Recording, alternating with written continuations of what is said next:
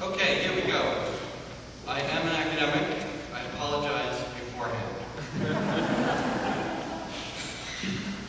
It's my privilege today to provide a number of images and a story or two that will hopefully engineer a discussion about how to be the faithful people of God in a post-ideological world. Now, there's a central mystery that will weave its way in and out of my images and stories. And I mean by that, the human creation we name, using the slightly off-putting term, institutions. So what do I mean by the term? And what you're not going to get is a full philosophy of institutions, but rather one way to answer the question, what are they good for?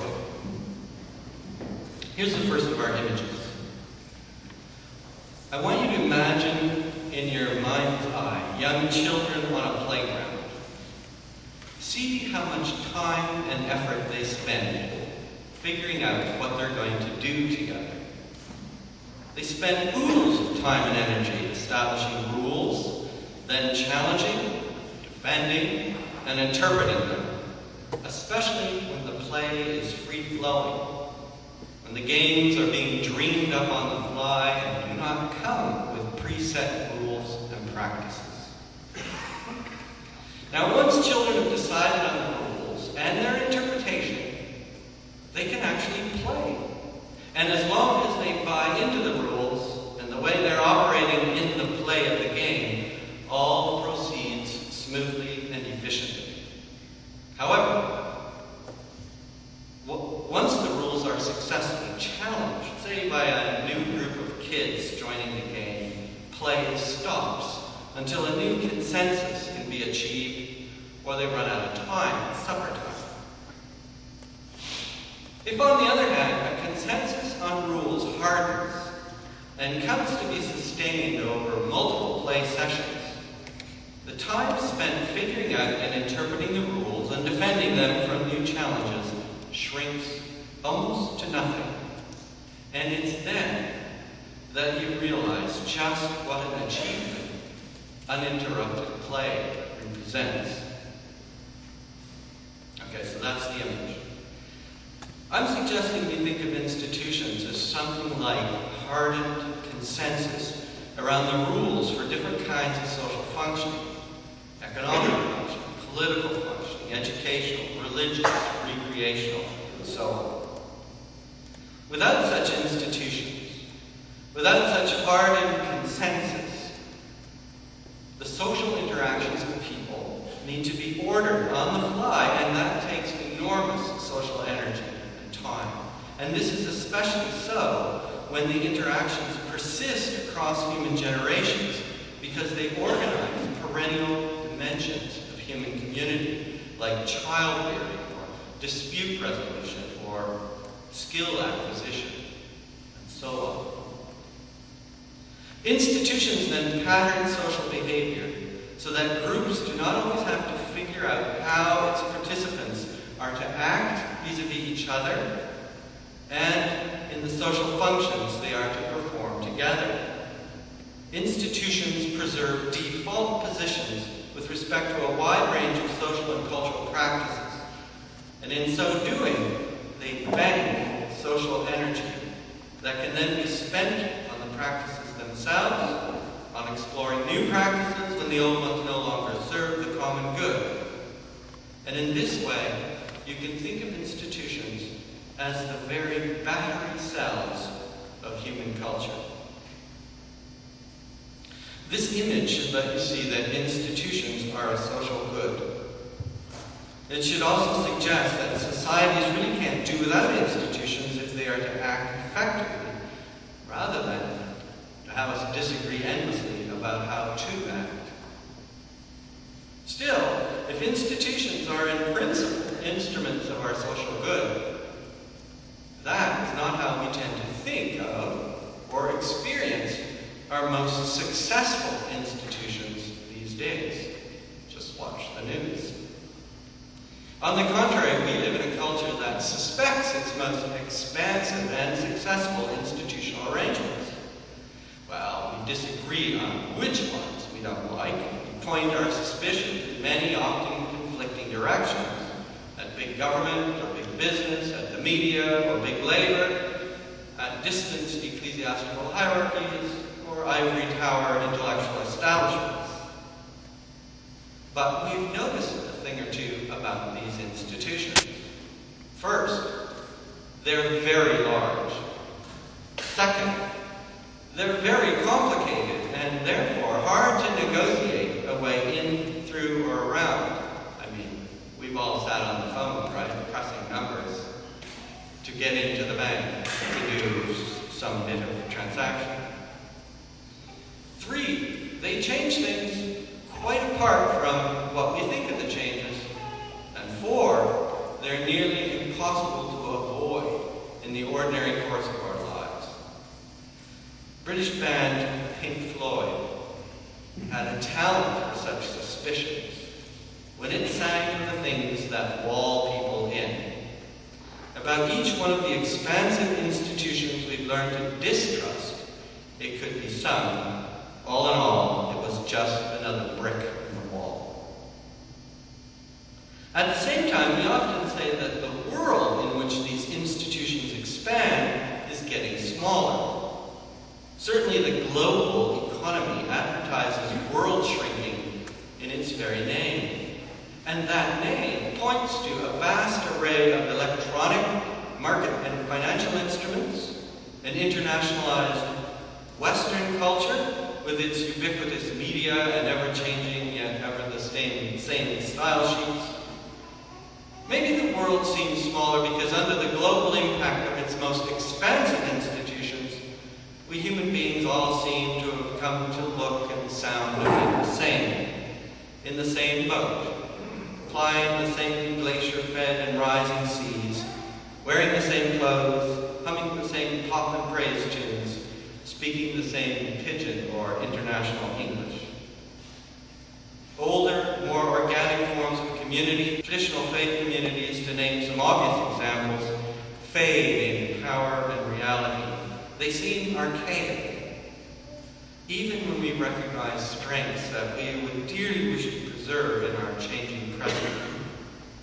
It is almost as if the forms exude an Amish charm, to be admired and thought about, and otherwise generally ignored. Their place is taken over by newer forms of association, workout gyms and other shared interest clubs, mall culture, and their alternatives, ethnic celebrations, New Age spiritualities. The new forms strive to fill the void opened by the fading of the old, and yet seem weightless, somehow lacking the heft to anchor our lives. In addition, the newer forms, because they are globalizable and often globalizing, think of franchising, become associated with the expanding institutions we are suspicious of and feel ourselves to be largely ineffectual against. So it's not hard to feel caught betwixt and between. How are we to understand our dilemma? So, okay, we had an image, and now I'm going to give you a thesis. Oh, so philosophical. Our social institutions, so this is the thesis, our social institutions and habitual arrangements are often ill-fitted to the shape of our present experience. They are habits, practices, and institutions that were forged in a world we increasingly experience as past, to purposes we no longer clearly remember, well, that's on the one hand, or have learned to feel abashed about, embarrassed.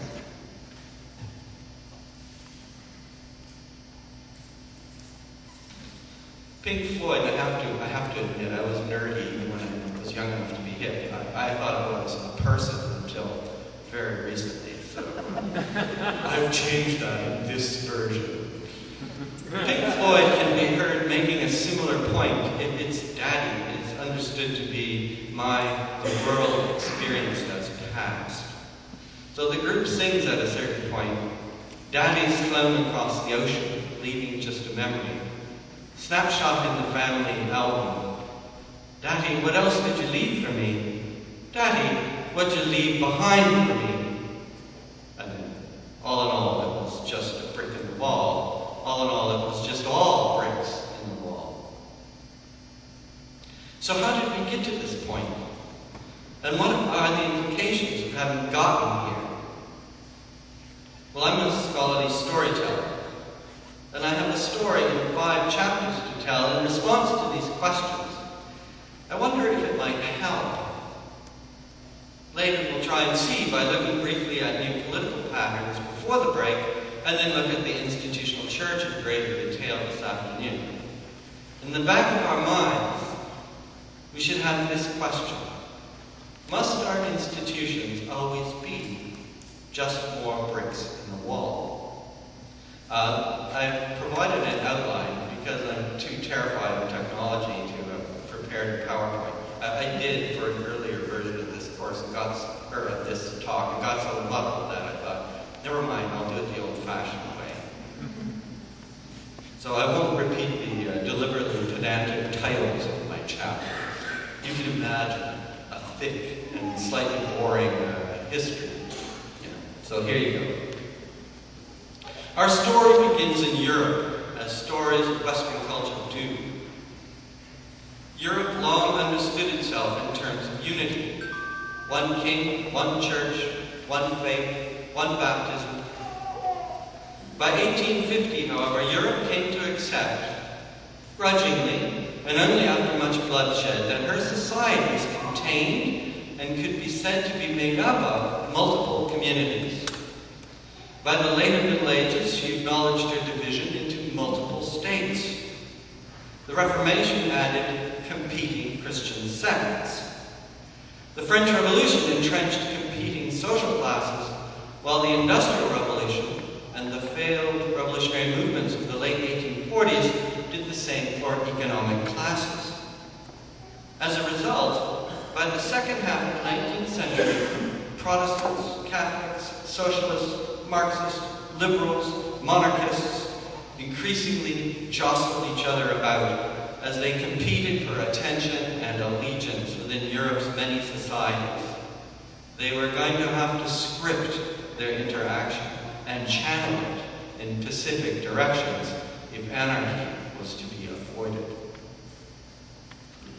Competition between these several human groupings came to center more or less around distinct and incompatible visions of the flourishing human life.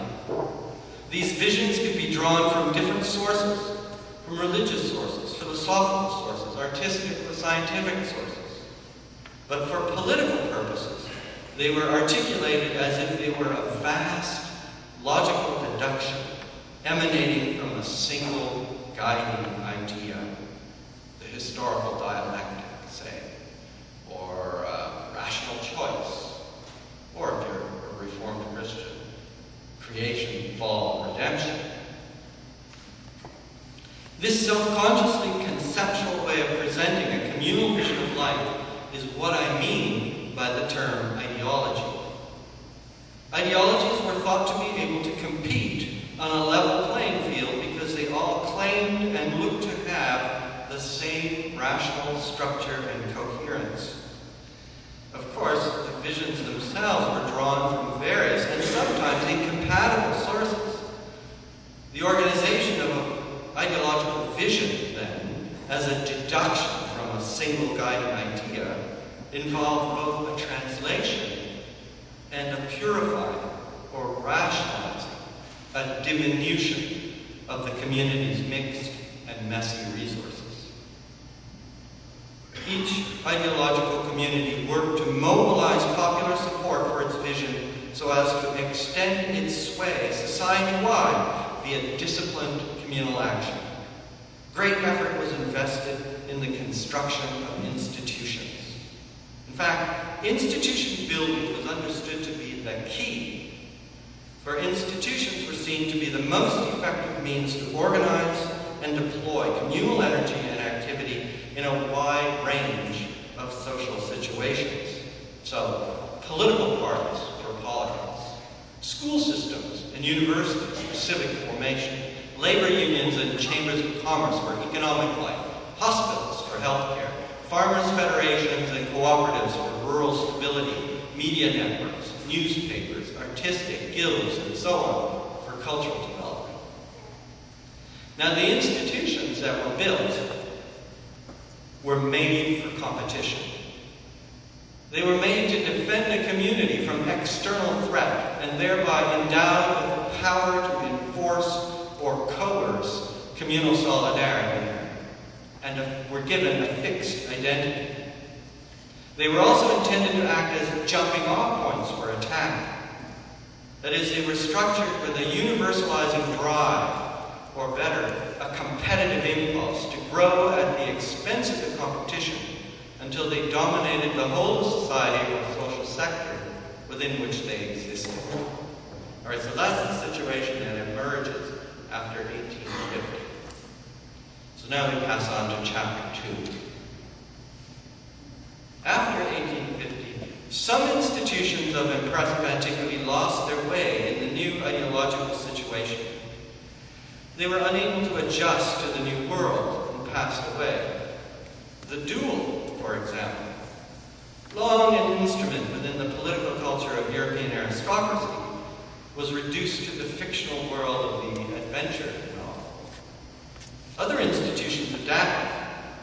Many European monarchies, for example, were transformed by constitutional and democratic constraints. And as this example illustrates, much older institutions could be brought into play in the new ideological ethos. They could even play a leading role in the struggles between competing ideologies and the communities that embraced them.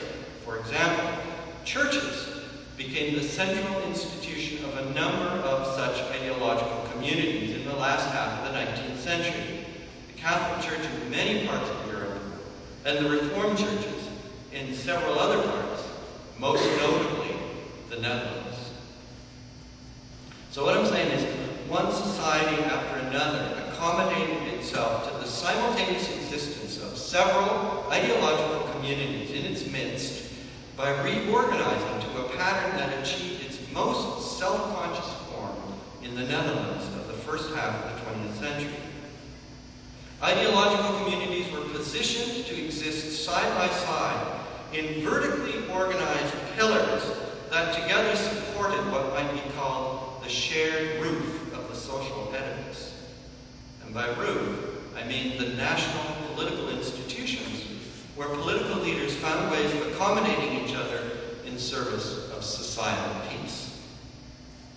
Interaction between members of the separate pillars was limited, except at the political level, where it pendulum back and forth between antithetical polemics against the vision of other communities and backroom compromises in service of governments.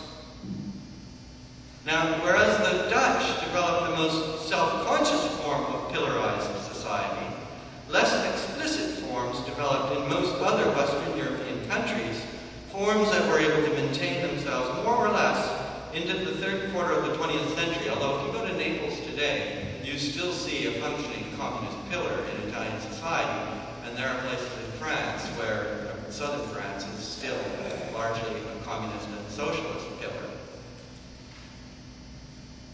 So, but to say that European societies avoided permanent revolution by pillarizing is not to say that communities did not come into conflict.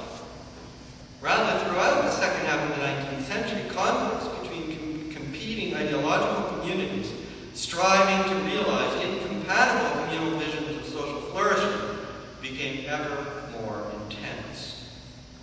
Indeed, one could say, perhaps a bit too grandly, that the competition bubbled over into disastrous world wars twice in the course of the first half of the 20th century.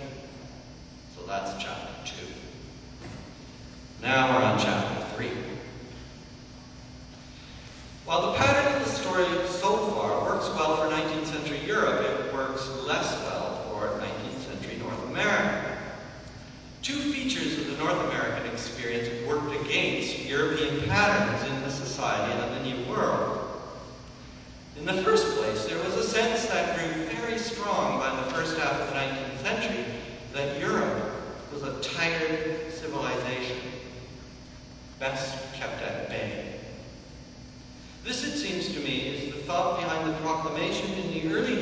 American Republic of the so-called Monroe Doctrine, committing American administrations to restrict, wherever possible, European involvement in New World affairs. In the second place, the sense of North America as a limitless vastness that provided individuals the room to make their own lives tended to work against the formation of ethnic, religious, and class sensitivities that were so important in the European experience. This sense of limitless possibilities and space for individuals to make their own lives, fed what has been termed the frontier mentality within the American and indeed the Western Canadian experience. The point is that features of the North American experience worked against the formation of strong and competing ideological communities within the North American political communities of the United States and the Dominion of Canada, at least after the conclusion of the American Civil War. So the North American experience of ideology, largely throughout the period 1865 to 1950, was a vicarious experience. That is to say, one fed by immigration, by elite cultural Europhilia, and in the Dominion of Canada's case, by her post-colonial participation in the British Empire and its European struggles. Now, the emergence of the United States as the leader of the so-called free world in the aftermath of the Second World War forced her to rethink her habitual isolation and involved her deeply in the European experience. In response, she successfully transformed her native emphasis on individual autonomy and opportunity into an ideological attachment to capitalism, the very antipode to the communist ideology of her chief political competitor, the Soviet Union of Socialist Republics. So what I'm suggesting is that Americans, as opposed to Canadians, joined the ideological struggles of European society only very late in the game, and ironically, as we'll see in a minute, just when her European allies were beginning to lose faith in ideology as a positive vehicle for the hopes and dreams of Europe's many communities. In giving herself over to ideology, however, the United States opted for a different pattern.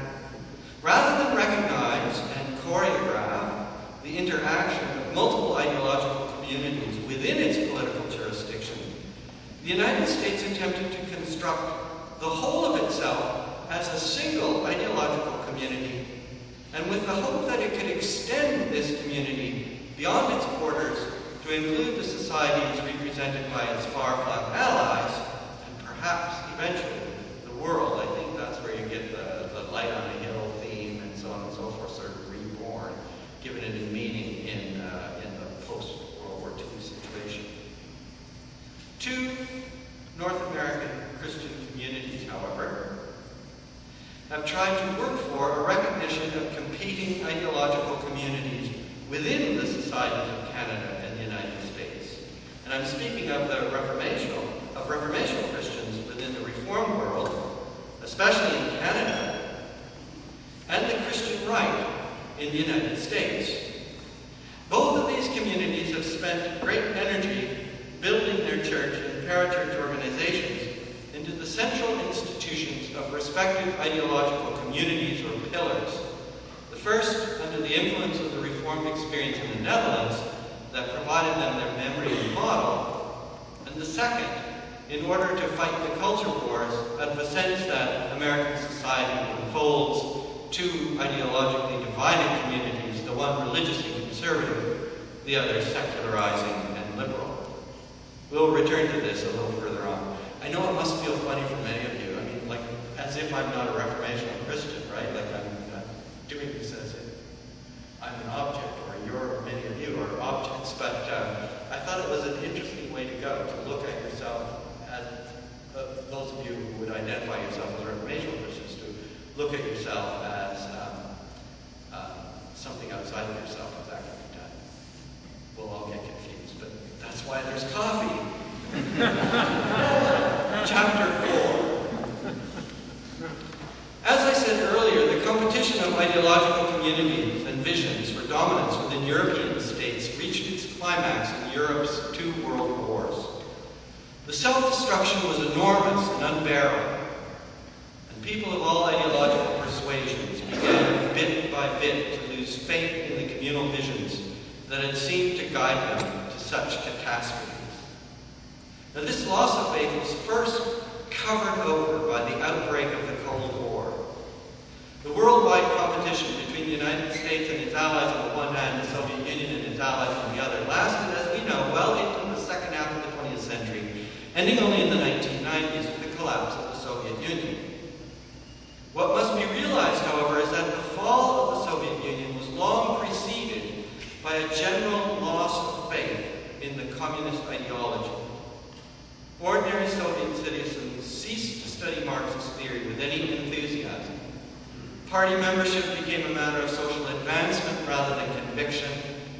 Increasingly, the Soviet leadership was viewed as corrupt, as power mongers who used their position to enrich themselves and their dependents at the expense of the public good. The energy and reality granted to the political structures by the allegiance of the populace dissipated. The reality of the Soviet state and the social meaning it gave political form to was hollowed out until only a shell remained that crumbled with shocking swiftness. The Western world and the United States and its allies declared victory, of course, and in the intervening years they have taken on an ever more expansive and imperial demeanor, politically to be sure, but especially economically. The capitalist ideology that captured the American polity, especially in the context of the Cold War, has appeared to dominate ever more of the world of the millennial change. Globalization is the name we give to this progressive expansion. The institutions of the one ideology left standing can be seen to expand with little resistance, as they were designed to do were they to emerge from ideological struggle victoriously. And these institutions, note well, are precisely the institutions we suspect for their size, complexity, and difficulty, their coercive force, and their unavoidability. The vigor of capitalist institutions in the post-Cold War years and their triumphant rhetoric has covered over the fact that there has been a subterranean hollowing out of ideological conviction and hence reality in capitalist societies as well. Capitalist theory has become ever harsher and narrower, less obviously human and humane. To cite but one potent symbol, the maximization of profit has come to be interpreted in business schools as the short-term maximization of profit, using globalized markets and their electronic instruments to shift capital at a moment's notice to places of businesses that offer greater profit margins now, no matter what the cost to the enterprises and human communities suddenly bereft of the resources until that moment invested in them. Capitalism, as it is theorized, has become ever less a vision of human flourishing and more explicitly a doctrine of self-enrichment, a caricature of capitalism in earlier, more socially oriented formulations. Political leaders in the capitalist world, too, are increasingly thought of as corrupt and self-serving, eager to enrich themselves at the expense of the public good. Lacking a credible alternative, the citizens of capitalist nations become, like their formerly communist counterparts, slowly more cynical and disbelieving. Is it impossible to imagine a coming together of circumstance in the capitalist heartland that would expose the hollowness of this last great ideological evidence? I mean, what about our present banking crisis, for example? In short, in the years after 1950, ideology has consistently given ground to other types of social understanding and intention. Slowly, the habits of ideological thinking weaken, and the communities such thinking made possible fade. Chapter 5. In an earlier chapter, we noted that institutions had been central to the constructive efforts of ideologically motivated communities. They were thought to be the concrete bearers of people's So it's not surprising that attitudes toward institutions and institutional life will change in the wreck of ideological thinking. In many places, as the memory of the original rationale for this or that institution has sunk below the level of public awareness, public disenchantment with the preceding age has come to focus more and more on institutions themselves. Institutions have come to be viewed as a central social problem. They're now experienced by many as crude and unresponsive. Now, it's not that the previous age thought of institutions as somehow subtle and responsive, but ideological resentment functioned as a spur either to co-opt the offending institutions or to replace them with new institutions better able to function in light of one's ideological vision. By contrast, today there is a widespread assumption that institutions perpetuate themselves regardless of the concrete needs and wants of real individuals and groups. Moreover, with the fading of ideological visions, the means of achieving institutional purpose, that is power, has come to be felt on a very deep level as the very point of institutional life. Now, one of the most successful social theorists of the late 20th century, Michel Foucault, bears witness to this institutional focus. His researchers all struggle to circumscribe the play of power within our institutional arrangements, the pattern of control imposed on people, and the voices muffled and lost in the process. Slowly, we as a society come to suspect that institutions just are soul crushers. Given what institutions are, the new wisdom goes, we need to restrict our involvement as much as possible. Human flourishing demands the creation of forms of community that are as uninstitutional as possible. And by uninstitutional, I mean forms of community that are 1, small, 2, simple and transparent, 3, responsive and undemanding. In other words, the very inverse of the most successful and aggressive institutions of our present experience. Think global, act local is an apt summation of the new communal wisdom. No more bricks in the wall.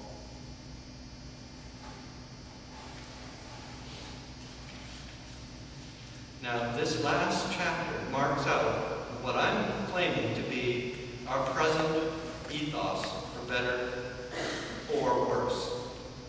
Perhaps it'd be better to say for better and worse.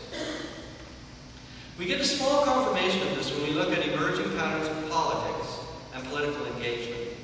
What we see above all is that younger people who are politically engaged are passing aside party politics as never before. Though for a moment at least it seemed as if the Barack Obama campaign would give the lie to this part of my analysis, but I'm not sure anymore. Youth apathy has drawn the attention of media and other monitors of political behavior.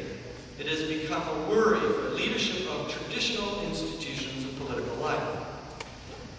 A lot of empirical work has been done that suggests Western societies face a civic crisis brought on by the contemporary disengagement of youth from traditional political and civic institutions and activities like voting and party membership and things like that.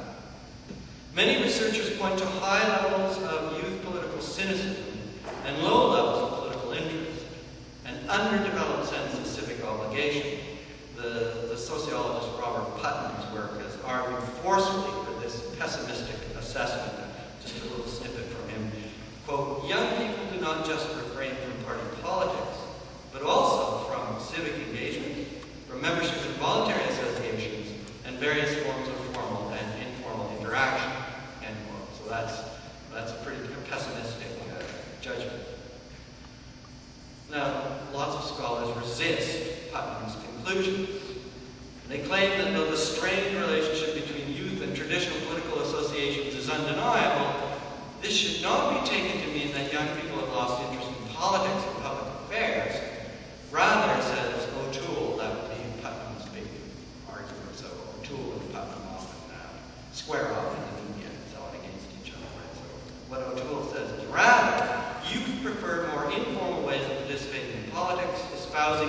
lifestyle related and loosely structured forms of civic engagement. These researchers argue that Putnam's picture changes if you redefine what constitutes political and civic engagement. A wide number of new forms of participation are actually on the increase among persons born after 1970. They point to youth councils, youth hearings, local community actions and boycotts, political consumerism, by which they mean, buying political buttons of clothing and the like, single-issue politics, peer support groups, particularly those that use the new electronic technologies.